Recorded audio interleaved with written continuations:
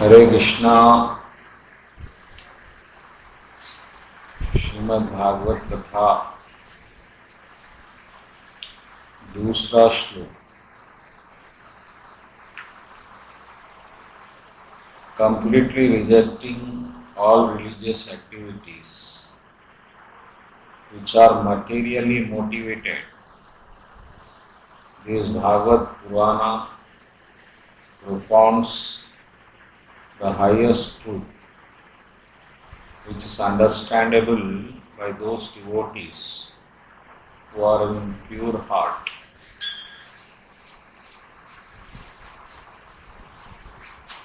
श्रीमद् भागवत पुराण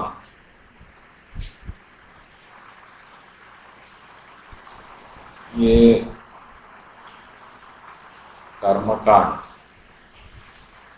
जो आपके पैसे बढ़ाने के लिए, परिवार की समृद्धि के लिए, स्वर्ग आदि लोगों की प्राप्ति के लिए जो भी धर्म बताया गया है अलग अलग, ये सबका तिरस्कार करते हैं। श्रीमद् भागवत का एक ही मकसद है और वो है कृष्ण भगवान की। आपको भक्त बनना है तो भागवत है, और यही परम सत्य है। कृष्ण भगवान बोले वेदों में क्या है, from Vedas I am to be known. मेरे को जानना है वेदों से। वेदास में 1,00,000 के ऊपर श्लोक से, उसमें 80,000 श्लोक कर्मकांडा की। ऐसा करेंगे तो ऐसा मिलेगा, ये यज्ञ करेंगे स्वर्ग मिलेगा, ये यज्ञ करेंगे सोमरस मिलेगा। ऐसा ऐसा ऐसा 80,000 श्लोक यही कचरा। उसके बाद 20,000 श्लोकों में एक ज्ञान मार्ग, एक भक्ति मार्ग का।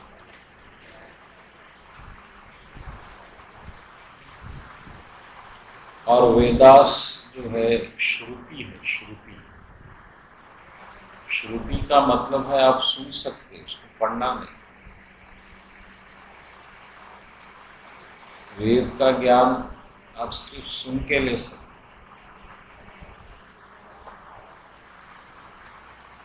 और वेद जो है शब्द ब्रह्म है, यानी शब्दों में भगवान प्रकट हुए। तो वेदास में ऐसा है कि वो मंत्र को ऊपर राग करना तो ऊपर ही करना, नीचे करना तो नीचे। एक गलती भी हो गई तो वो मंत्र फेल हो जाता। एक जमाने में एक बहुत बड़ा राजा था, दानवों का, तो उन्हें इंद्र भगवान को मारना चाहता था। तो पूरे यज्ञ करने वाले महाराज को उन्हें पकड़ के लाया, किडनैप कर लिया, यज्ञ करो। और उसको मंत्र भी मालूम था, कौन सा मंत्र यज्ञ करने से इंद्र भगवान की हत्या हो सकती, ये मंत्र पढ़ो, ये ऐसा यज्ञ करो। तो जो महाराज लोग आए थे उसमें खाली एक उसमें मात्रा को वो लोग बदल दिए मंत्र। तो मात्रा को बदलने से वो मंत्र का अर्थ उल्टा होगा। और जब यज्ञ देवता प्रकट हुए, भगवान बोले मैं यज्ञ से प्रसन्न हो गया, अब आपको मारने तैयार। बोला प्रभु मैं तो इंद्र को मारने यज्ञ करा था, आप मेरे को क्यों मार रहे? अरे भाई आपके ऋषि तो यही मंत्र पढ़े। इतना बारीक वेद है, और वो वेद जो है आजकल कोई महाराज सही नहीं पढ़ सकता। सिर्फ काशी में थोड़े वेद पंडित है जो सही मंत्र का उच्चारण कर सकते। इसीलिए वो वेद का चक्र बड़ा डेंजर है। और लेकिन श्रीमद् भागवत जो हम अब कथा कर रहे हैं, ये जो है ये सब चक्र नहीं बताता। किसी को मारना है, बहुत पैसे वाले बन जाना है, राजा बन जाना है, सुंदर बन जाना है, ये सब जो है श्रीमद् भागवत कथा में नहीं है। श्रीमद् भागवत कथा में परम सत्य है और परम सत्य भगवान कृष्ण है और कृष्ण भगवान की भक्ति है। और ये सिर्फ भक्तों के लिए बनाई गई है, कृष्ण भक्तों के लिए भागवत। जो भक्त शरणागत है वही भक्तों के लिए। The highest truth is reality distinguished from illusion for the welfare of all. Such truth uproots the threefold miseries.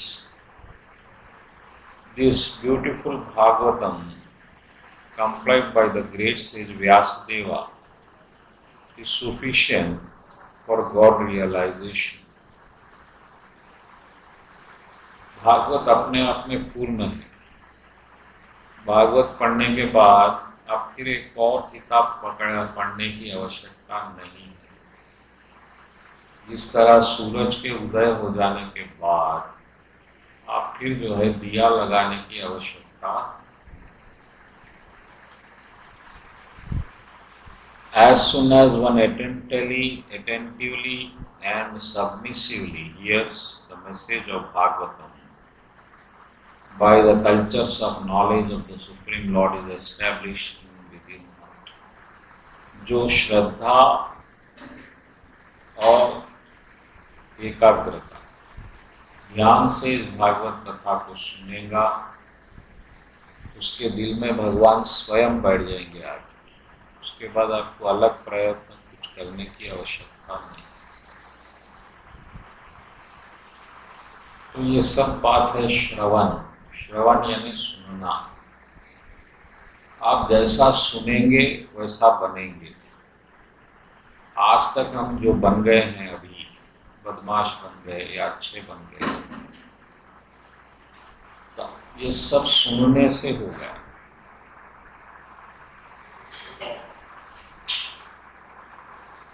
सुबह से शाम तक आप क्या करते? सिर्फ सुनते रहे।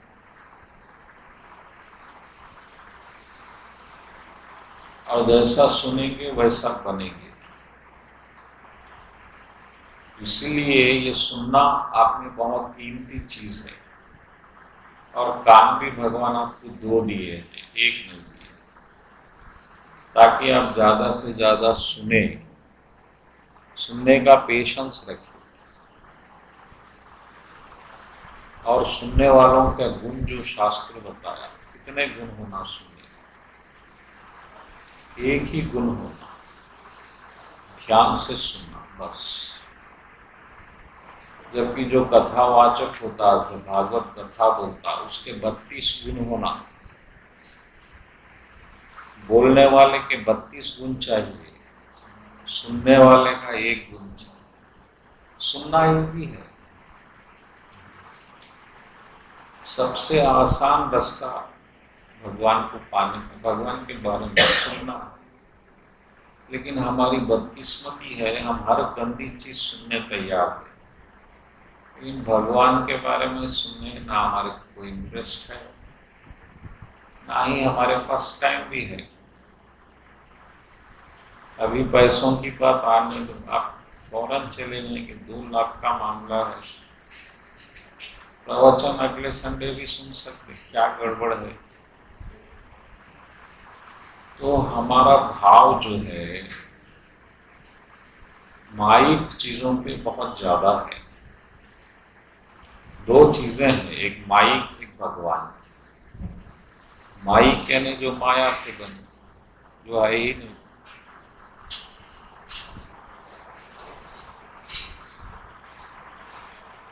माइक का मतलब भगवान के बिना, विदाउट कृष्णा।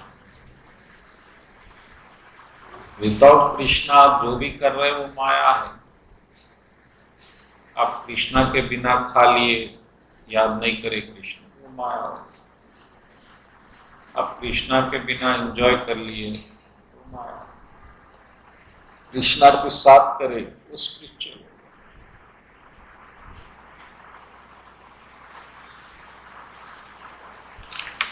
तो इस तरह से श्रीमद् भागवत कथा और वेदों का फल क्या है, श्रीमद् भागवत कथा, और ये किसके मुख से प्रकट हुई, सुखदेव महाराज। तो ये और खूबसूरत हो गई। जिस तरह शुक यानी तोता, तोता जब कोई फल को खाता, जाम को, वो और मीठा हो जाता क्योंकि उसको तोता खाया। इसी तरह भगवत कथा हर भगत के जब मुख से निकलती, तो हर भगत में एक अपना रस रहता, क्योंकि उसमें भागवत भगत का प्रेम आ जाता। वो प्रेम के साथ वो बोलने से उसमें एक रस पैदा, अलग अलग रस। अभी आप किसी और से सुनेंगे आपको और अच्छा दिखता, उसमें अपना रस है।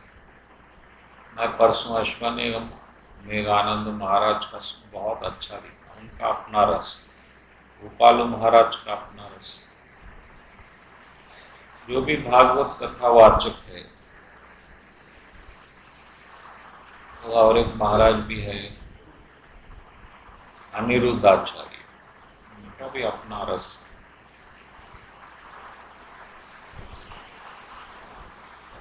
तो क्योंकि अब ये कथा भगत के मुख से बोली गई,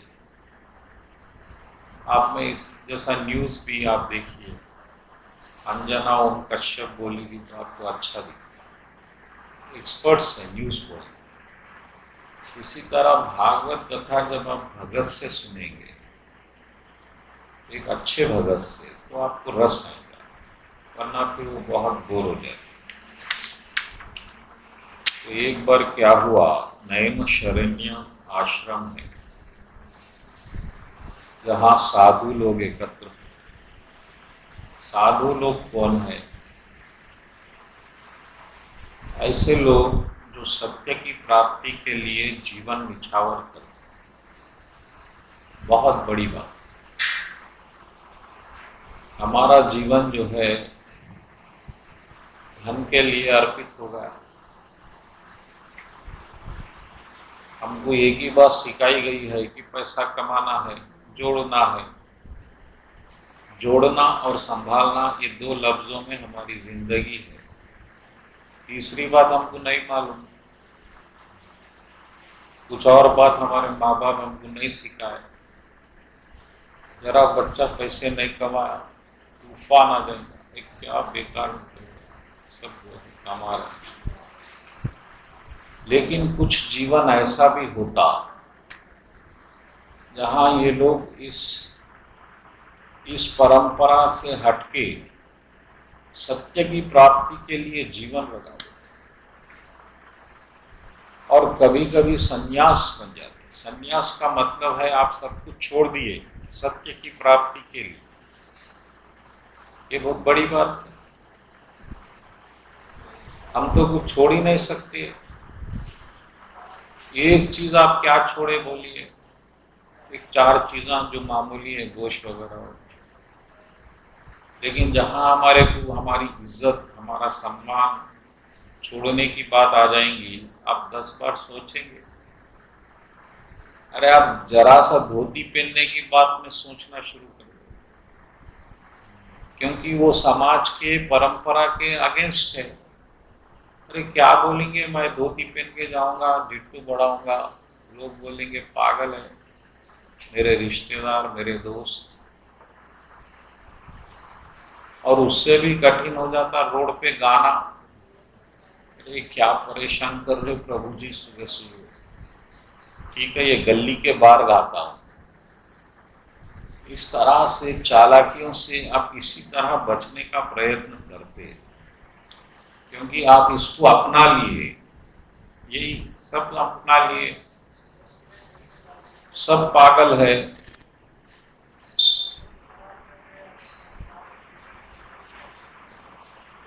तो फिर एक कोई अगर सच बात भी बोले तो आपको समझ में नहीं आती। अंधों की नगरी में एक आंख वाला है, तो उसकी बात कौन मानेगा? जैसा एक कहानी बहुत फेमस है, अंधों की नगरी में हाथी आ गया। अब हाथी कैसा है? एक अंधा सूंड पकड़ रहा है, सांप के वैसा है, भगवान सांप के वैसे। एक पांव पकड़ लिया खंबे के वैसे, एक पीठ पकड़ लिया दीवार के वैसे, एक धूम पकड़ लिया रस्सी के वैसे, लड़ रहे हैं। अरे है नहीं भगवान वैसा। मैं देखा, अब एक आंख वाला आया, अरे भाई हम ऐसा नहीं है, हत्ती ऐसा है, सूंड है, ये पाँव है, ये पागल है, हम देखे सो झूठ होता क्या? तो ये हमको यही बताया गया कि आपको संसार करना है, पैसे बनाना है, उसको निभाना है, फिर वही बच्चे संतान होंगी, फिर उनको सेट कर देना है, मर जाना। इससे हटके हमको कोई जिंदगी नहीं मालूम। लेकिन इससे हटके एक जिंदगी है, और हमारे इंडिया में इसको बहुत अच्छी तरह से जिया गया। वो है सत्य की प्राप्ति। और सत्य की प्राप्ति के लिए कुछ लोग जीवन में लगा दिए, ये संसार का नियम तोड़ के चले गए। और ऐसे विचार वाले लोग एक जगह मिलते हैं, जिसका जैसा विचार रहा वैसे ही लोग उसको मिलते हैं, वो ढूंढ लेगा। शराब पीने वाला शराबियों को ढूंढ लेगा। एक नए गांव में भी आया, पहले पूछेगा भैया यहाँ वो कहाँ है, चलो। फिर वो उसको जो उससे पूछा अगर वैसे ही है, अरे भैया मैं हूं ना, शाम में जाएंगे। तो ये ग्रुप जो है, ऑर्गेनाइजेशन जो बनता, ये अपने आप बनेगा। हर जगह हर टाइप का ऑर्गेनाइजेशन बना। टेररिस्ट है तो टेररिस्ट में भी लोग बन जाएंगे। आपको उड़ाने में आनंद आ रहा है तो इससे ही लोग आपको मिलेंगे, उसका भी ऑर्गेनाइजेशन बनेगा। अच्छा ऑर्गेनाइजेशन बनेगा, बुरा ऑर्गेनाइजेशन बनेगा। लेकिन इन सब में भी जो सत्य को पाना चाह रहे ऐसे लोग एक जगह मिल जाना, यानी कि ये बहुत बड़ी घटना है। कहाँ मिलते कच्चित आदात। कृष्ण भगवान बोले हजारों लाखों में एक आध आदमी ऐसा सोचता, अरे भाई मैं जन्म क्यों लिया, कैसा पैदा हो गया, कई को बड़ा हो रहा हूँ, क्यों बूढ़ा हो रहा हूँ, क्यों मरूंगा, अच्छा मेरे साथ ही ऐसा क्यों हो रहा है, उसका जीवन मेरे से अच्छा है, मेरे साथ बदकिस्मती है, ये है। ऐसा सोचने वाले बहुत दुर्लभ है, हजारों में एक है बोले। वो हजारों में एक कोई सत्य की प्राप्ति के लिए कदम उठाता। सोचते बहुत मगर कोई कदम नहीं उठाते, क्योंकि इसमें हम ढकेल दिए गए हैं ये सिस्टम में। आप सिस्टम के खिलाफ एक कदम भी बढ़ाएंगे, एक तूफान आ जाएगा। आपका परिवार, आपके दोस्त, आपका समाज, अरे क्या कर रहे बेटा, ये सब पागलपना, रामा कृष्णा, धोती पहन रहे, तिलक लगा रहे, क्या पागल। बहुत मुश्किल होता। उसमें भी कोई आदमी ये सब छोड़ के संन्यास ग्रहण कर ले रहा है, बहुत अद्भुत घटना है। ये सब छोड़ के अपने डिमांड, शारीरिक इंद्रियों की इच्छाएं, ये सब छोड़ के आप सिर्फ सत्य की प्राप्ति के लिए प्रयत्न करने का एक संकल्प ले लिए। ऐसे लोग सन्यासी रहते, ऐसे लोग हजारों नैमिषारण्य में है। अब आप सोचो वहां का माहौल क्या है, क्योंकि जो जैसा रहेगा उसकी तरंगे जो है वैसा ही रहेंगी। अगर लोग शराबी है तो शराबियों की एक खुशबू आती, वो कमरे में अब जाएंगे तो आपको मालूम हो जाएगा ये लोग कुछ आए थे। इसी तरह अच्छे लोग हैं तो अच्छों का भी एक माहौल, एक उनकी अपनी तरंग, वेव्स जिसको बोलते, बन जाती। बिजनेसमैन के, ये लोग बिजनेसमैन लोग बार बार मीटिंग करते हैं। आप बिजनेस में देखिए जो एम्प्लॉयज रहते हैं उनको बार बार मोटिवेट करना पड़ता, हमारा टारगेट ये है, आप रफ्तार तेज करो, अभी कोई बिजनेस नहीं हो रहा है। तो ये बार बार एक साथ मिलने से वो जो तरंग है उससे आपका स्पिरिट आता है।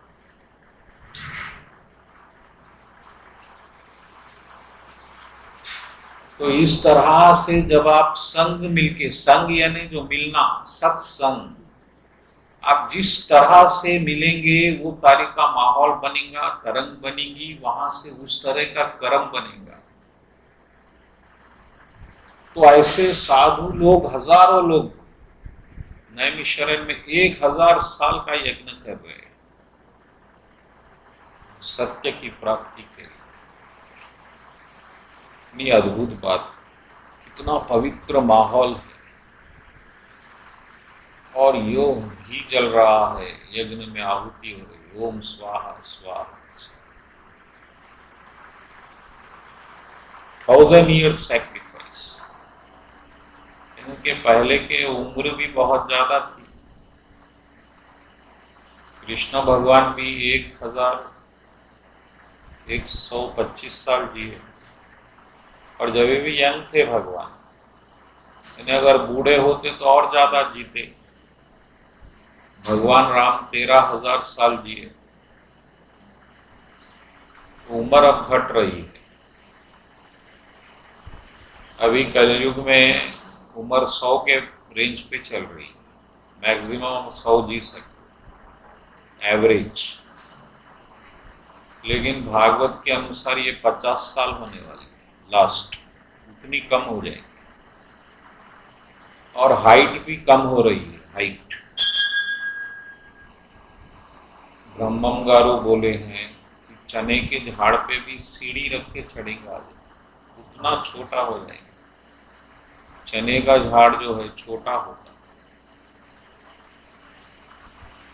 अभी हाइट देखिए, बड़े हाइट वाले बहुत कम हो गए, छोटी हाइट हो गई।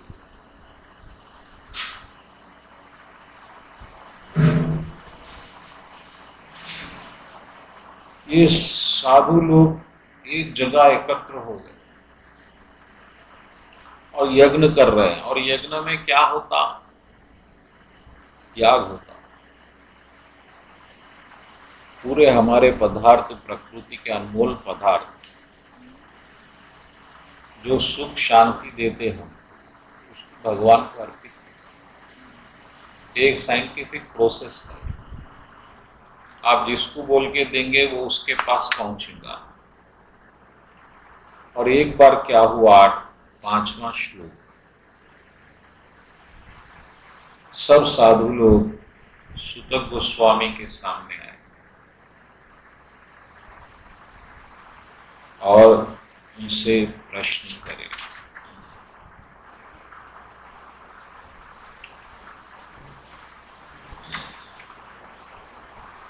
अब साधु लोग मिलेंगे तो बात भी सत्य की होंगी, और ये बात जो है बहुत कल्याणकारी होने वाली है, ऐतिहासिक बात है। हम लोग मिलेंगे तो क्या बात होंगी? संसार के लोग, क्रिकेट की बात होंगी, फिल्म की बात, रिश्तेदारों की बात और जलाफे की बात नहीं, क्योंकि हम बहुत चलते दूसरों से।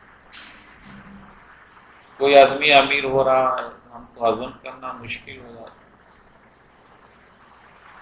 बार बार कोसेंगे, कब बर्बाद होता है नहीं, कब बर्बाद।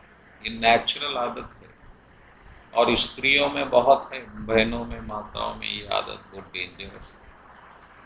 ईर्ष्या, ईर्ष्या की आदत आपको इतना जला देती। वो बेचारा खुद पड़ रहा है, तेली जी का तेल चले, आप अलग जल रहे हैं। तो ये हमारी सत्संग है।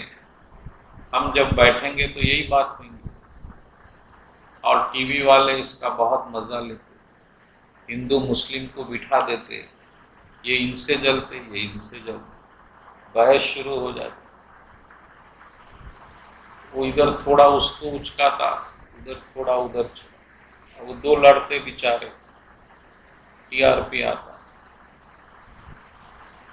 तो ये हमारे संगत का नतीजा है। लेकिन जब ऐसे साधु लोग बैठ जाएंगे जहाँ कोई फालतू बात नहीं हो सकती, जो बात होगी परम सत्य की बात है, और ये परम सत्य ही आपका कल्याण करेगा। क्योंकि आप जिस डेंजरस पोजीशन में आ गए हैं, जहाँ आपके हर कदम पे एक मौत है आपकी। अच्छा, मौत तो जब आएंगी, लेकिन उससे पहले कितनी चिंताएं, कितने दुख, कितना क्रोध, ये सब आप झेलते जा रहे हैं, बार बार बार बार बार बार छीड़ छीड़ जो हो रहा है, कितने बार आप खुद को कितनी तकलीफ दे रहे हैं। ये सब का समाधान अगर वो लोग बात करेंगे बैठ के तो हो सकता, क्योंकि ये लोग सत्य की खोज में जीवन लगा दिए, अपना हर दिन, अपनी हर रात, अपना हर सुख यज्ञ में आहुति दे दिए हैं।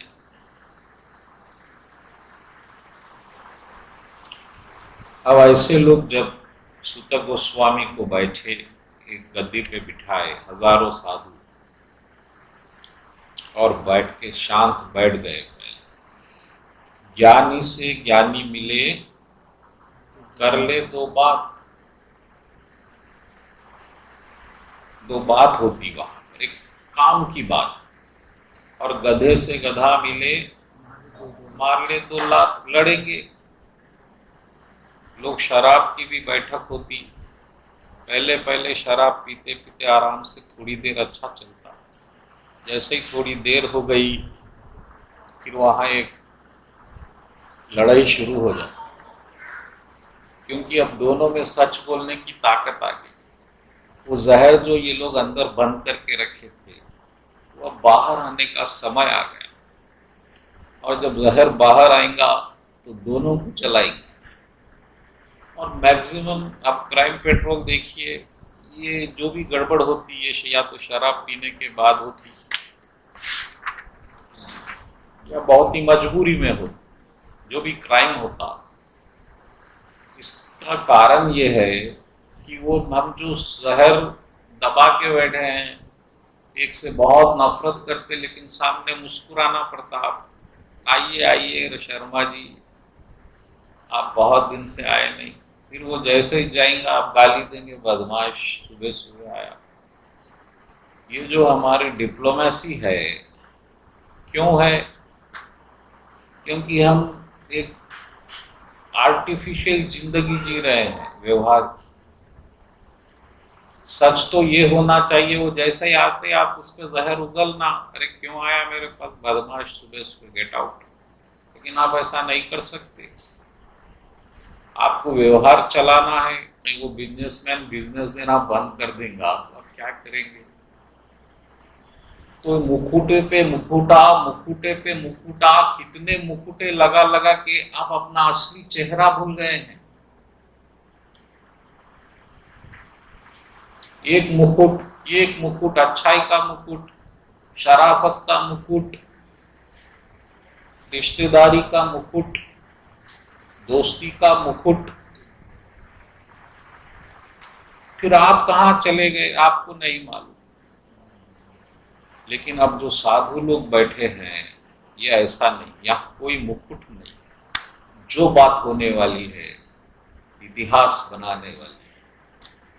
कृष्ण भगवान 2.5 घंटे बात करे अर्जुन से गीता में, इतिहास बन गया। और कृष्ण भगवान कोई गुरु बन के ज्ञान नहीं दिए, दोस्ती में बोल दिए। और ना कभी ज्ञान देने के बाद भगवान गुरु जी का हक जताए, अरे भाई मैं आपको ज्ञान दिया, आप मेरे पांव पड़ो रोज। भगवान तो बाद में मिले भी नहीं अर्जुन से, एक दोस्ती में हो गई बात। लेकिन भगवान की बात क्योंकि जब भी निकलेंगे इतिहास बनाएंगे, वो सत्य की बात रहेगी। लेकिन हमारी बात ऐसी नहीं रही, क्योंकि हम सत्य में नहीं जी रहे, हम झूठ में जी रहे। झूठ ही लेना, झूठ ही देना, झूठ ही भोजन, झूठ चबेना। खा झूठ रहे हैं, पहन झूठ रहे हैं, बोल झूठ रहे हैं, झूठ जी। लेकिन ये साधु लोग एक जगह बैठ गए और ये देखिए इनकी महानता। एक महाराज जो ये साधु लोग समझते ये परफेक्ट है, ये जो बात करेगा ऐतिहासिक बात करेगा, क्योंकि ये जो भगत है ये उस वक्त वहां था। कहाँ? परीक्षित महाराज के साथ, जब वेद व्यास जी भागवत बोल रहे थे, सुखदेव महाराज, ये वहां था। और इसने कुछ ऐसा सुना है जो निसंदेह हम जो ये यज्ञ कर रहे हैं उससे भी ज्यादा फलदायक है।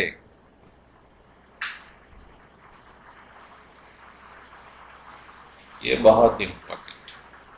आप लीडर भी किसको चुनेंगे?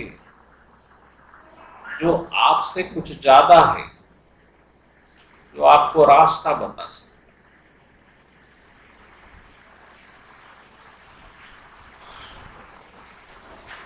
अंधा अंधे को रास्ता नहीं बता सकता।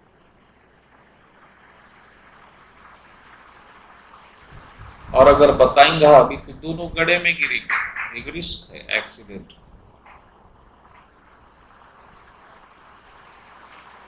तो वहां पर सूत गोस्वामी को ये लोग बिठाए और एक प्रश्न करे।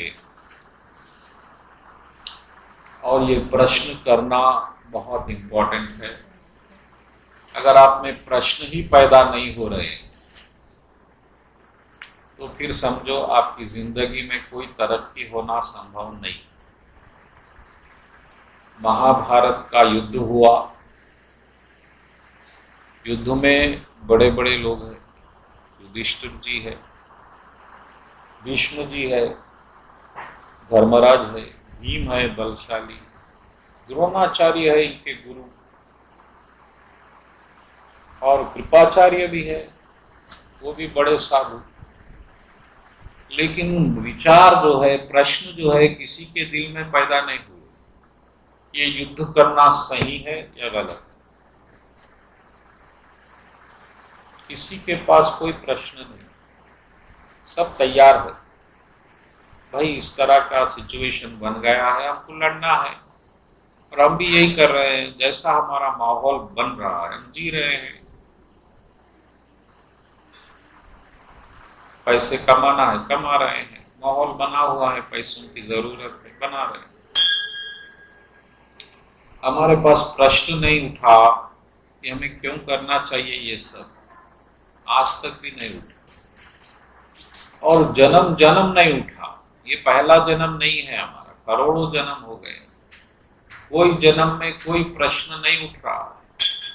क्योंकि जिस दिन प्रश्न उठेगा उस दिन ही क्रांति संभव हुई, कोई रास्ते की उम्मीद नहीं। जब ताला बनेगा तो ही चाबी की जरूरत पड़ी। हम सब खोल दिए, कोई ताले नहीं, कोई रहस्य नहीं, ऐसा ही चलता है, ऐसा मान के जीवन गुजार। अब ऐसे ही मरते, ऐसे ही बीमार होते, ऐसे ही होता, ऐसे ही बूढ़े होते, उसमें हम क्या कर सकते। लेकिन ऐसा जीवन नहीं होता। प्रश्न उठते, प्रश्न के जवाब ढूंढे जाते, और जवाब से मार्ग बनता, मार्ग से लक्ष्य बनता, लक्ष्य से मुक्ति बनती, समाधान बनता, हल बनता। और इसलिए कृष्ण भगवान गीता बोले तो किसी को बुलाए नहीं। आप रथ यात्रा भी करें तो सबको बुलाएंगे, आ जाओ भाई रथ खींच लो, बहुत फायदा है। आप प्रोग्राम करके सबको बुलाते, लेकिन कृष्ण भगवान भगवत गीता बोल रहे हैं तो बाजू ठहरे युधिष्ठिर को भी नहीं बुलाए। देखो जल्दी आओ, मैं बहुत बड़ा ज्ञान बोल रहा हूँ, क्योंकि युधिष्ठिर में कोई प्रश्न ही नहीं है, उठ ही नहीं रहे हैं। और जिसके ने प्रश्न ही नहीं है उसको आप क्या जवाब देंगे? एग्जाम में जो प्रश्न को हल पढ़ा है वही लिखेगा। जो बच्चा एग्जाम के प्रश्न ही नहीं पढ़ा तो जवाब कहां से देगा? अब उसके लिए एग्जाम का कोई मतलब नहीं, उसका एग्जाम में आना वेस्ट। प्रश्न बहुत इंपॉर्टेंट है। प्रश्न करने का अधिकार जानवरों को नहीं है, सिर्फ इंसान को दिया गया है। हर चीज में क्यों और कैसे जो नहीं सोचता वो एक दिन गड्ढे में अवश्य गिर जाता। क्यों और कैसे ये दो चीजें बहुत। आप बूढ़े होते तो क्यों होते भाई, और कैसा हो जाते, आप कभी नहीं सोचते। ये छोटी छोटी बातें सोच के लोग महान हो गए। न्यूटन जो है, फल गिरा एप्पल, तो ये सोचा अरे ये नीचे गिरा ऊपर क्यों नहीं गया, बड़ा साइंटिस्ट बन गया। जेम्स वाटसन जब चाय बना रहा था, केटली उछल रही थी भगोने पे, तो ये सोचा ये भगोने पे क्यों ऐसा उछल रही, और ट्रेन बना दिया। क्यों और कैसे जिसके माइंड में नहीं है, कोई फील्ड में कोई तरक्की संभव नहीं है। आपके जिंदगी का एक ही मकसद रहना कि हर चीज में क्यों और कैसे। अब मान ले रहे काली बिल्ली को दोष दे रहे, काली बिल्ली आपका काम बिगाड़ सकती क्या? अरे काली बिल्ली तो बेचारी कुछ खाने के चक्कर में इधर उधर भाग रही है, वो कोई छींक दिया परेशानी, क्या क्या धारणाएं अंधविश्वास बना ली। वास्तु क्या, वास्तु क्या है जी? धर्म वास्तु बनाता, आप अच्छा करो अच्छा होता, बुरा करो बुरा होता। आप बुरा कर करके वास्तु अच्छा करके उम्र भर शांति सुख से जी सकते क्या?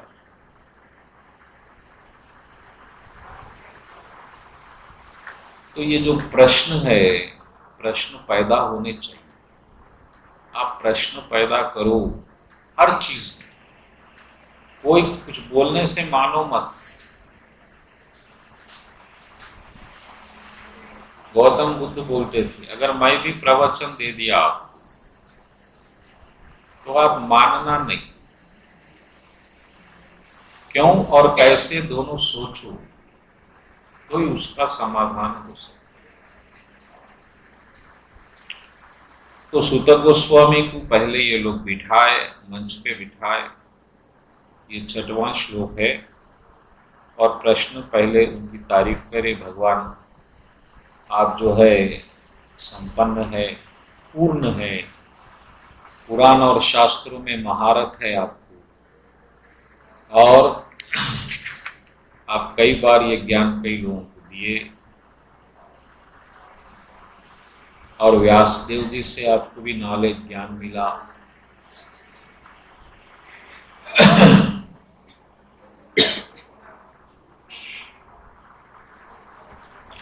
तो आप हमको कृपा करके बताइए कि सबसे अच्छी चीज क्या है, फायदेमंद चीज क्या है।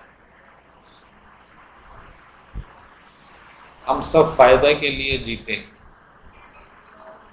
आजकल तो रिश्तेदारी भी फायदे पे टिकी हुई है। अगर रिश्तेदार अमीर है तो आप रिश्ता रखेंगे, गरीब है तो से मुंह चुराएंगे। तो फायदा जो है, लेकिन हमको हमारा फायदा अभी नहीं मालूम,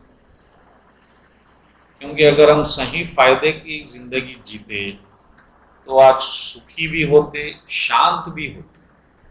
सुखी होना शांत होना दो अलग अलग चीजें।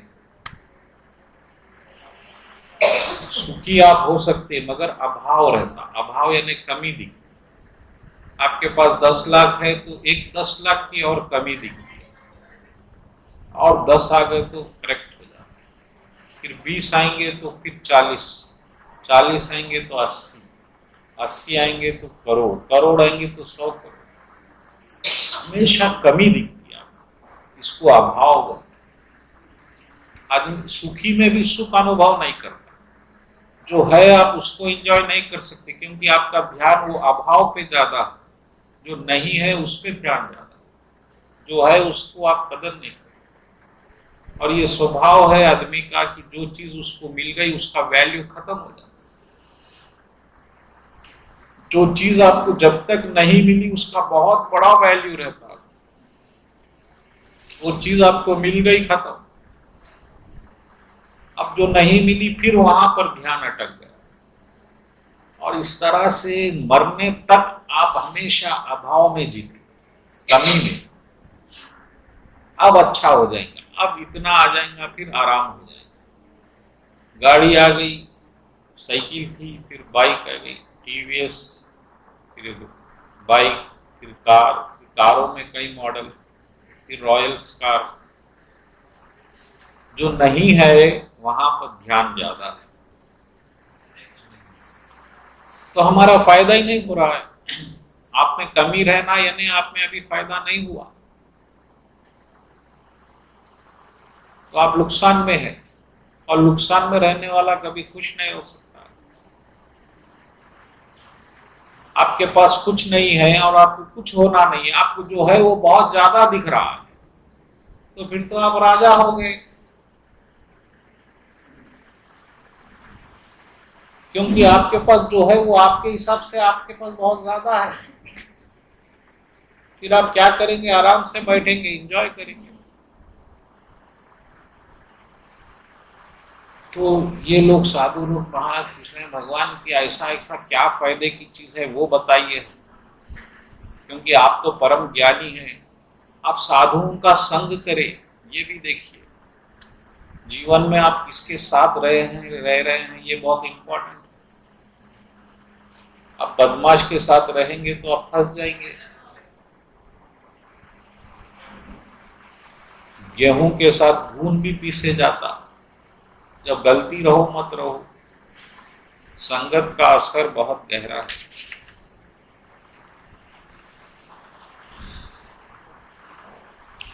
तो ये सब लोगों के लिए फायदेमंद चीज क्या है? सबके लिए, ऐसा नहीं है कम्युनिटी के लिए नहीं। जिनका जन्म हो गया, जो सुख और शांति चाहते हैं, ऐसे लोगों के लिए सबसे फायदेमंद चीज क्या है महाराज हमको बताइए। कि कौन पूछ रहे हैं? जो पहले से ही परफेक्ट है, या अज्ञानी लोग नहीं पूछ रहे हैं, या अर्जुन की तरह नहीं है कि अर्जुन कंफ्यूज है लड़ना या नहीं लड़ना। ये देखो दोनों में फर्क। अर्जुन की गीता जो स्टार्ट हुई है अर्जुन के कंफ्यूजन से हुई। अर्जुन इम्परफेक्ट है उस वक्त, लेकिन यहां पर जो सन्यासी लोग बैठे हुए हजारों, ये लोग इम्परफेक्ट नहीं है, ये ऑलरेडी सत्य के मार्ग पे है। और इन्होंने जो माया, जो हम जिनके लिए हम पागल है रात दिन, वो चीजों को पहले ये त्याग चुके हैं तिनके की तरह। इसमें ये बेकार है ऐसा मानते हुए इन्होंने त्याग दिया। बड़ी अद्भुत बात है। हम तो 100 रुपए चंदा देने 100 बार सोचते। अगर महाराज मिल गए, भाई अब वो आ रहा है, अरे क्या परेशान। एक तो भगवान का डर है, नहीं देंगे तो भगवान नाराज, देंगे तो दिल नाराज। अब दोनों में एक बैलेंस बनाएंगे। ठीक है प्रभु, 10,000 तो नहीं हो सकते, 2,000, 1,000 तो गए। हम माया छोड़ना नहीं, तो बड़े मुश्किल से हमको माया मिली, ऐसे ही छोड़ देंगे। लेकिन ये लोग छोड़ दिए, अद्भुत बात है। ऐसे लोग भी अपना फायदा, इनको अभी भी उतना वो फायदा महसूस, इनको जो फायदा मिल गया है वो उसमें ये अभी भी तृप्त नहीं है। यज्ञ भी कर रहे हैं। होना तो ये चाहिए कि इनके मन में कोई प्रश्न ही ना हो। आप तो पहले से ही मार्ग पे है, सत्य पे, वो सत्य तो मिलेगा ही। लेकिन कुछ है जो इनके पास अभी भी मिलना है। वो क्या है? और वो किससे पूछ सकते हैं? सुत गोस्वामी से पूछ सकते। क्योंकि ये आदमी बहुत परफेक्ट, ये इसने सत्संग किया, वेद व्यास जी का भी, सुखदेव महाराज का भी, यही हमको मार्ग बता सकता। अब ये यज्ञ से वो फायदा शायद जब मिलेगा 1000 साल तो है अभी, लेकिन उससे पहले ही एक फायदा क्यों ना उठा लिया जाए। ऐसा अद्भुत विचार सत्य प्रज्ञ व्यक्तियों के दिल में आ गया। अरे 1000 साल कौन बैठेगा भाई, अभी कर लो, अभी बैठा हुआ है आदमी, फायदा उठा लो। बहुत अद्भुत। अब कई शास्त्र है महाराज, अलग अलग शास्त्रों में अलग अलग बातें, अलग अलग मार्ग, और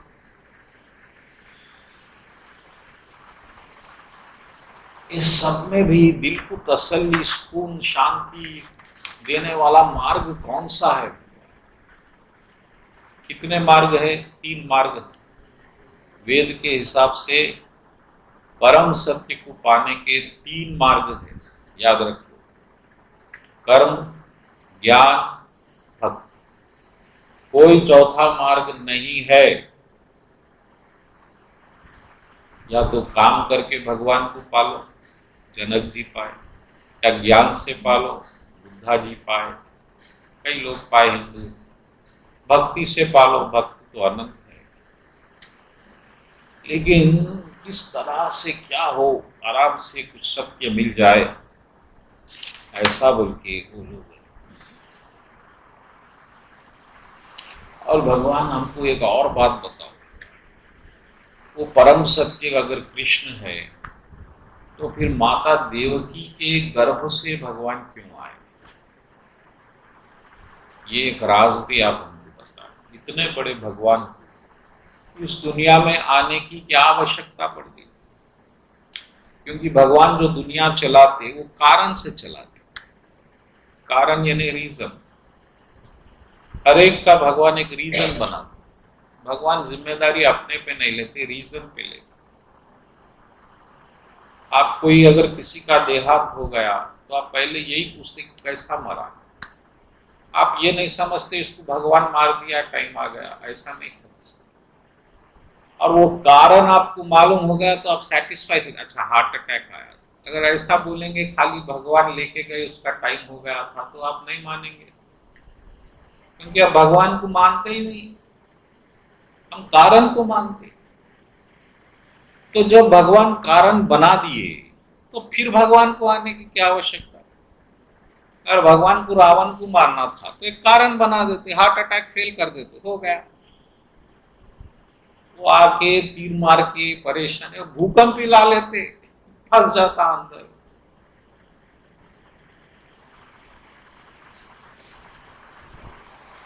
जब कारण भगवान बनाते तो फिर कारण बना के खुद कारण बनने क्यों आ गए भगवान? ये हमको ये राज बताओ, इम्पोर्टेंट। ये प्रश्न उठ रहा है वो बड़े साधुओं के दिल में, जो पहले से ही सत्य मार्ग पे है, जिनका चित्त शुद्ध है, पवित्र है। साधु क्या रहता? पवित्र है, मैल नहीं रहता उसके चित्त में, माइंड में, इंटेलिजेंस में, यही साधु है।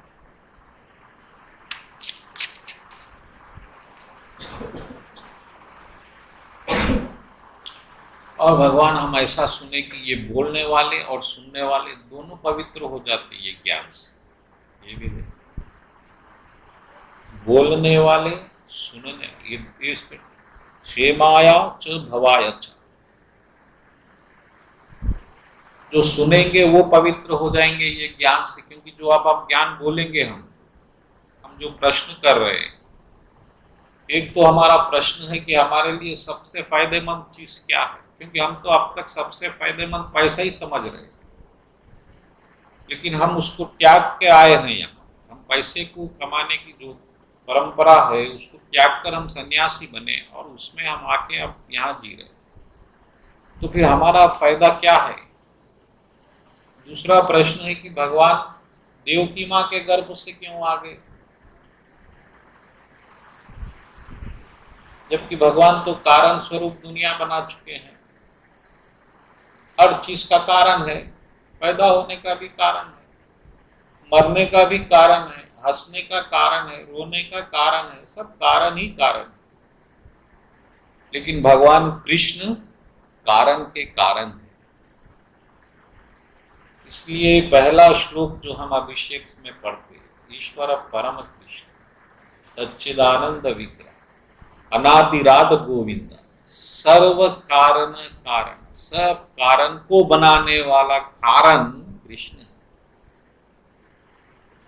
कृष्ण बोले हम हमारी जिम्मेदारी, क्योंकि हमारे को माया से कोई लेना देना नहीं है, तो हम तो माया का कोई काम नहीं करेंगे, तो हम कारण बना दिए, अब तुम करो, तुम कारण बनो। लेकिन कारण तो भगवान है, कारण बनाने वाले भगवान।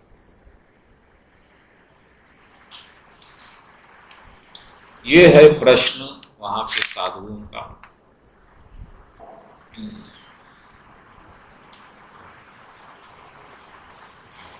और भगवान, आप भगवान की ऐसी महिमा है, जो कोई सृष्टि में आलस में भी राम बोल दिया एक बार। आपको भी जमाई आती ना, तो क्या बोलते आप? कुछ नहीं बोलते। कुछ लोग राम बोलते,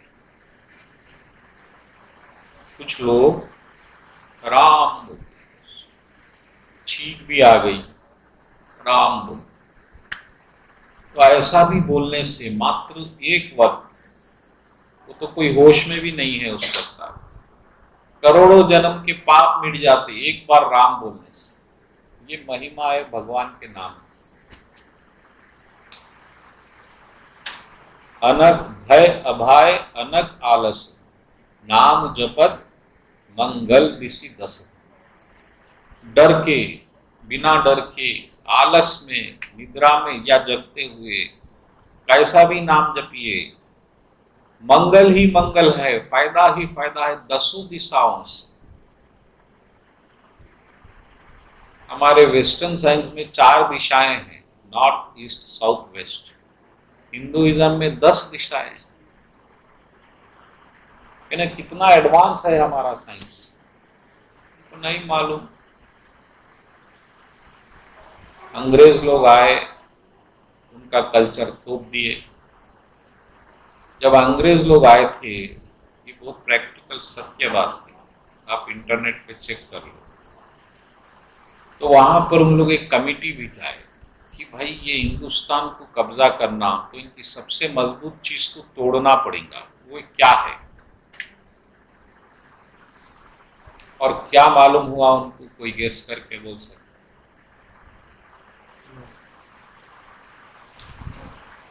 वो लोग रिसर्च करने के बाद रिपोर्ट दिए कि यहाँ की गुरु परंपरा, जो टीचिंग सिस्टम है, वो बहुत स्ट्रांग है, परफेक्ट नॉलेज दिया जाता है। यहाँ पर स्कूल वगैरह नहीं था उस वक्त, आप गुरु के पास चले जाना, 10-15 साल सीख के आना। सुबह ऑटो में जा रहे हैं बच्चे, छोड़ रहे हैं, ऐसा नहीं था सिस्टम। गुरु यानी बहुत डिसिप्लिन में आप सीखना पड़ता नॉलेज। तो अंग्रेज ये रिपोर्ट दिए कि पहले ये गुरु परंपरा को तोड़ देना, तो हम हिंदुस्तान पे इजी कब्जा कर सकते। और यही वो लोग करे, वो बैन कर दिए। नया सिस्टम लाए, नर्सरी केजी। अब ना टीचर बच्चों को याद रखती, ना बच्चे टीचर को। वो अपने तनख्वाह से, उसको मतलब है, बच्चों को छुट्टी से मतलब है। ना कोई गुरु शिष्य में कोई सिस्टम रहा, प्रेम रहा, ना डिसिप्लिन रहा। अब तो गुरु चेहरे बच्चों को मार रहे हैं, क्या हो रहा? सिस्टम बिगड़ गया और हिंदुस्तान डूब गया।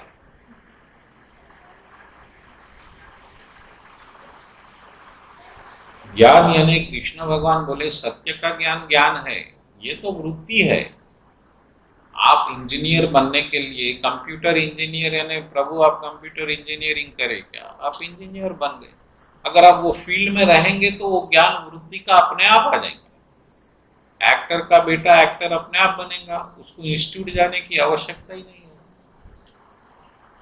वो तो प्रवृत्ति का, जो प्रकृति का सिस्टम है, वो अपने आप चलेगा। उसके लिए आप इतने साल परेशान होना, और उसके लिए इतनी बड़ी संपदा हमारी संस्कृति परंपरा को गंवाना बेवकूफी है।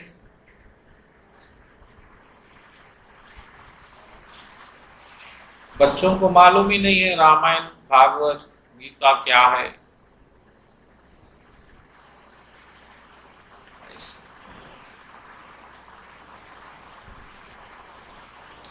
और एक बात यहाँ पर सुखदेव महाराज बोल रहे हैं, शौनक महाराज, भगवान एक साधु की शरण लेने से इमीडिएट पवित्रता आ जाती है, जबकि गंगा में नहाने से पवित्रता बहुत बाद में आती है। तीर्थ का जो फल है इमीडिएट नहीं मिलता, काफी समय के बाद मिलता। जो मूर्ति पूजा का फल है इमीडिएट नहीं मिलता, कई साल पूजा करने के बाद फल मिलता। आपका उपवास का फल भी जो होता इमीडिएट एक उपवास में फल नहीं मिलता, कई उपवास करना पड़ता जब फल मिलता। लेकिन साधुओं की महिमा ऐसी है, इनको देख, अगर साधु आपको देख भी लिया आपका कल्याण हुआ। देखने मात्र से दृष्टि, संत समाज मृदु मगल मुद मंगल समाज, चलत फिरत तीर्थ राजा। तुलसीदास जी बोल रहे ये मोबाइल है, मोबाइल, और ये मंदिर लैंडलाइन फोन है, वहां जाना पड़ता। लेकिन ये साधु महाराज मोबाइल है, कहां भी जाओ वहां तीर्थ स्थान बन जाता। पवित्र साधु जो जिंदगी भर अपनी जिंदगी भगवान की सेवा में लगा दिया, भगवान को जानने में पाई, वो कहीं घूम रहा है। अरे कृष्ण भगवान भागवत में यहां तक बोल दिए कि मैं हमेशा भगत के पीछे पीछे चलता हूं। क्यों? भगवान को पीछे पीछे चलने की क्या आवश्यकता है? भगवान तो आगे चलना चाहिए, भगवान आगे चलना चाहिए, भगत पीछे चलना चाहिए। लेकिन भगवान बोले नहीं नहीं, मैं भगत के पीछे पीछे चलता हूं। किस लिए? ताकि वो भगत के चरणों की धूल मुझ पे गिरे और मैं पवित्र हो जाऊं। भगवान खुद पवित्र होना चाहते, भगत की चरणों की धूल से, यानी कितनी पवित्रता आ गई भगत में, एक साधु में, एक सन्यासी में। ऐसे लोग कहीं पे आ रहे हैं, आपके घर में आ रहे हैं, वही बड़ा सबसे बड़ा उपलब्धि है, आपकी जिंदगी सफल है। कोई साधु आपके घर में उसकी चरण की धूली रख दिया, बस ये जन्म में घर सफल हो गया। तो यही बात सुखदेव महाराज को बोल रहे हैं सुत गोस्वामी, भगवान वो तो तीर्थ यात्रा का जो फल मिलता मिलता, आपका तो फल अभी मिलने वाला है। इसी बात है।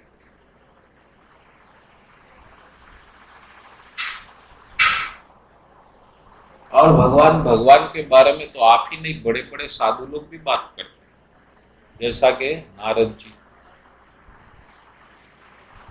नारद जी क्या करते? खाली भगवान की तारीफ करते। नारद जी इतने महान क्यों बन गए? खाली बात की तारीफ करने से। हर वक्त नारायण की तारीफ करते, नारायण नारायण नारायण नारायण। असिता, देवला मुनि, वशिष्ठ, ये सब एक से एक मुनि है भारत में, भगवान को दिल में रख के घूमने वाले। वेद व्यास। तो भगवान, हम ये सुनना चाह रहे कि भगवान अवतार लेके, पहले तो अवतार लेते क्यों, और अवतार लेके क्या क्या करते भगवान?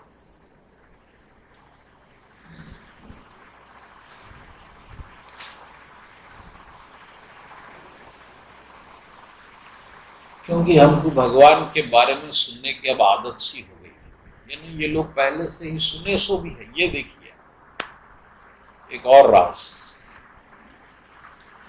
यहाँ पर साधु महाराज लोग बोले भगवान हमको तो एक आदत सी हो गई है, अगर नहीं सुनेंगे तो बेचैन हो जाएंगे भगवान के बारे में।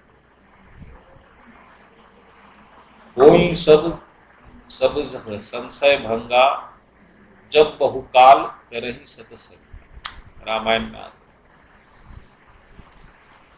जब काकभूषुंडी जी, गरुड़ महाराज जी शंकर जी से मिले, भगवान के बारे में डाउट हो गया गरुड़ महाराज को। गरुड़ महाराज यानी जिन पे भगवान बैठ के सवारी करते, तो जब इंद्रजीत नागपाश में बांध लिया राम जी को, तो फिर नारद जी गरुड़ महाराज जी को बोले जाओ उनका नागपाश तोड़ो। तो गरुड़ जी आए तोड़ने और तोड़ के चले गए, लेकिन जब जा रहे थे तो उनके मन में एक डाउट आ गया, अरे वो जो भगवान जो दुनिया बनाए, जो बड़े प्रभावी है, जो अनंत कोटिनाथ ब्रह्मांड के नाथ है, अनंत ब्रह्मांड के, वो तो एक बेहोश पड़े हुए हैं, ये असल भगवान है ये क्या है ये राम? कोई प्रभाव ही नहीं है भगवान का, भगवान बेहोश हो गए और पड़े हुए असहाय स्थिति में।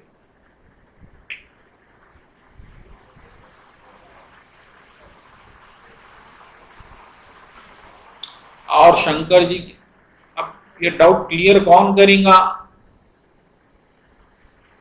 तो शंकर जी कर सकते, क्योंकि शंकर जी तो भगवान के परम प्रिय है और जगत गुरु है, ब्रह्मांड के गुरु शंकर जी।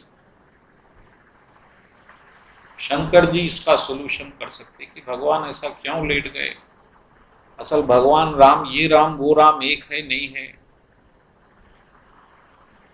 तो शंकर जी बोले नहीं, अब भाई तुमको तो बड़ी गहरी बीमारी हो गई डाउट की, डाउट की बीमारी बड़ी गहरी है। असंशय संशय आत्मा विनश्य, भगवान गीता में बोल दिए डाउट है तो कोई तरक्की नहीं हो सकती। डाउट ही तो आप डाउट है आपको भगवान के बारे में, बहुत पैसे में डाउट नहीं है, आपका अखंड विश्वास है, श्रद्धा अनंत है। पैसे में पैसा आ गया तो बहुत आनंद आ जाएगा, कोई डाउट नहीं। अच्छा, आपको पिताजी के बारे में भी डाउट नहीं है, ये आपके पिताजी है, माताजी बोल दिए, आप कभी इंक्वायरी नहीं करे, कोई सबूत नहीं मांगे आप, लेकिन भगवान के लिए 100 सबूत होना आप। अरे गीता में भगवान चिल्ला रहे बार बार मैं भगवान हूं, ऐसा कैसा होगा? वेद शास्त्र 18 पुराण 4 लाख श्लोक, फिर भी आप में विश्वास नहीं जगा कि भगवान आपके हैं, आप भगवान। भगवान थक गए समझाते थे, कितने सत्संग, कितने प्रभु, कितने महाराज, कितने टीवी, कितने चैनल,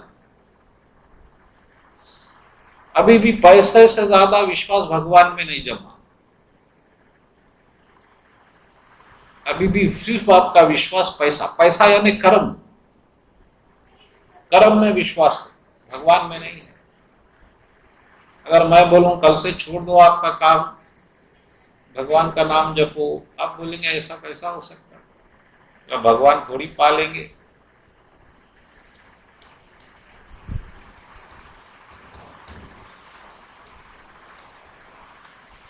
विश्वास बहुत इंपॉर्टेंट।